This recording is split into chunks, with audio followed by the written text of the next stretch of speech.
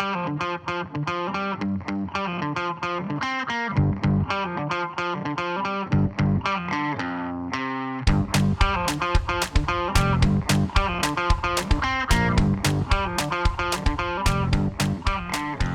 right, here we go. Here's the moment you've been waiting for, the introduction to the 10 mindsets of a winner.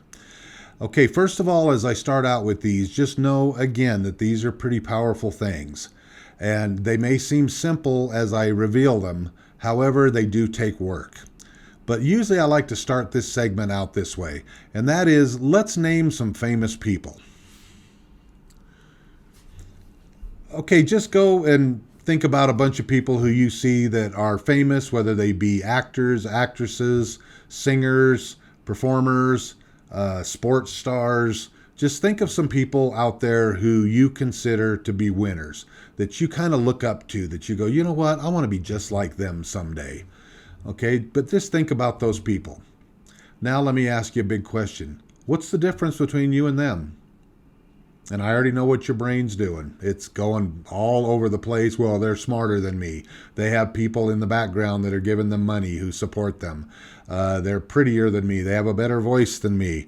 Well, hopefully by introducing these to you, you're going to find out that all of that is just not true. Okay? The difference between all of these people is they're just ordinary people doing extraordinary things. Okay? And it starts with the desire to succeed that makes the difference. You got to start there. And if you don't have that desire, yes, it will be very challenging for you to obtain the things that you're wanting to do. Most people have a challenge with discovering what that one thing is that they really want in life. And that's where it starts. So again, all of these people that you named on there, I'm going to throw some names out there as well. Okay, I throw this, I just like to use this one because it really encompasses a lot of things. Think of Ozzy Osbourne. Most of you guys know him. Okay, is he the best looking guy on the planet? Some of you might say yes. Does he have the best voice on the planet? Okay, again, think about it. What is your view on it? But is he famous? Is he somebody that seems to have his stuff together and he knows what he wants? Okay. Again, you don't have to have all the talent in the world. I like to always think, okay, if Ozzy Osbourne would have been on America's Got Talent or any of those things, and Simon was the judge out there, would he have passed him to go through? You already know the answer to that. However, again, what is Ozzy doing that's helping him to become who he is? Well, here we go. The 10 mindsets of a winner. Well, there they are. First of all, I want to explain why I use the word mindset. The word habit has been used over and over again in various publications, but to me, a habit and a mindset is different. A habit is something that you can get into, that you can learn, okay, I need to break old habits and start new habits. That's one thing. But a mindset to me is something that you've actually taken the time to consider if it's something that you want to do. So in other words, you're making that paradigm shift. You're going from a way that you've come to an understanding that does not work for you.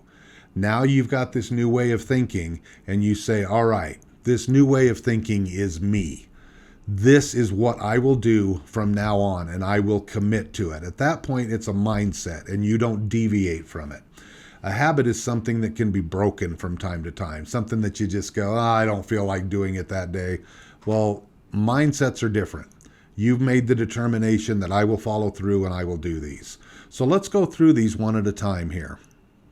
Right now, I'm going to give you a general synopsis of each one of these. However, we're going to go through each one of them in great detail so that you truly understand them. And you can find that desire inside to say, this is what I want to do. So right now, this is just a general take on them. Mindset number 1, winners feel awesome about themselves. Now, that does not mean that they're perfect in every way or that they have everything going for them. They have all the looks, the talent, the skill. It doesn't mean that at all. What it means is they find that one thing that they go, you know what, this is me. This is what I want to do. I want to be an entertainer. I want to be a singer. I want to be whatever it is. And I want to do it for a specific purpose that I feel is going to benefit me, that's going to benefit my family, and benefit someday my community or those around me. They just have this feeling of, you know what, this is what I want to do. And like I said in a previous segment, sometimes finding that thing can be a challenge. And I understand that.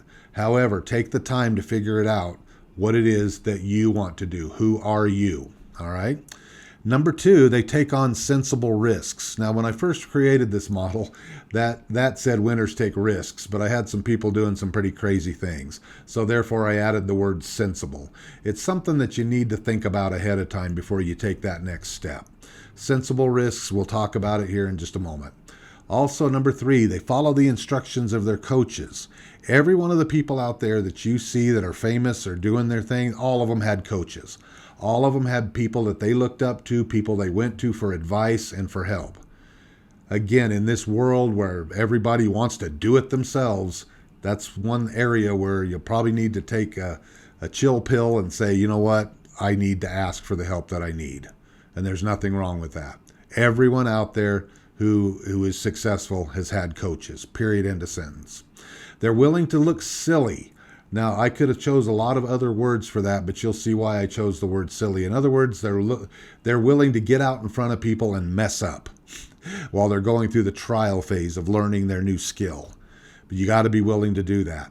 Also, number five, they're willing to face the negative as well as the positive.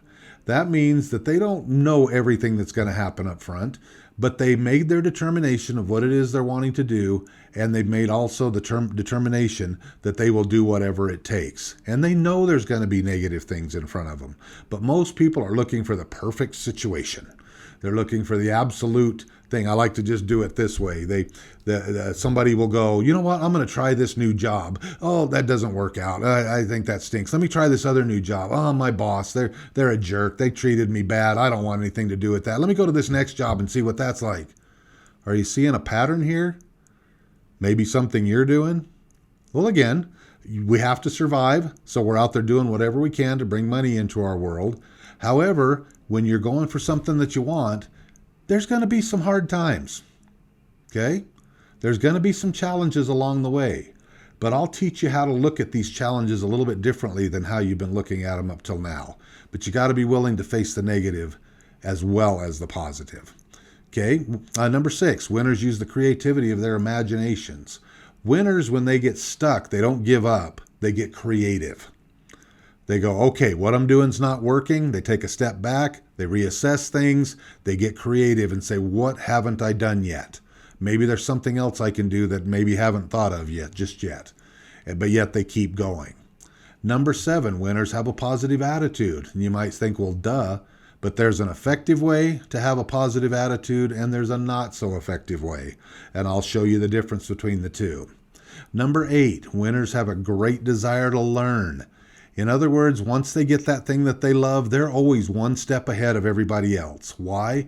Because they're out there researching stuff way ahead. That's where their passion is. That's where their desire is.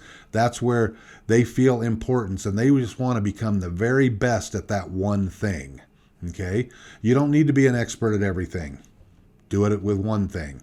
But I'll show you what stops our desire to learn from time to time. Number nine, they learn from their failures quickly. In other words, they don't beat themselves up a lot.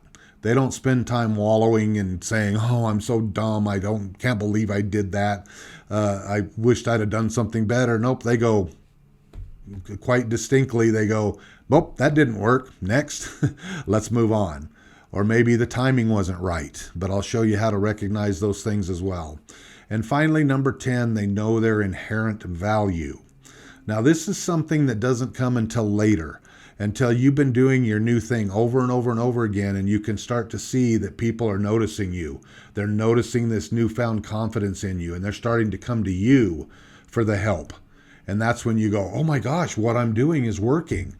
And that's something that not many people, unfortunately, get to experience during their lifetime. But that all changes today.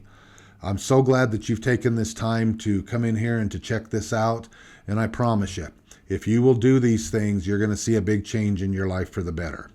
Make a commitment today that you will follow these things and follow all of the little activities that I give you and whatnot. And you can contact me at any time during this process. You'll in the notes down here, you'll always see numbers and emails and all that stuff where you can get a hold of us. Plus, you can listen to our daily podcasts. and that'll give you a lot of tools and skills along the way as well. Well, guys, are you ready to jump in and do this? Commit today. Let's do it.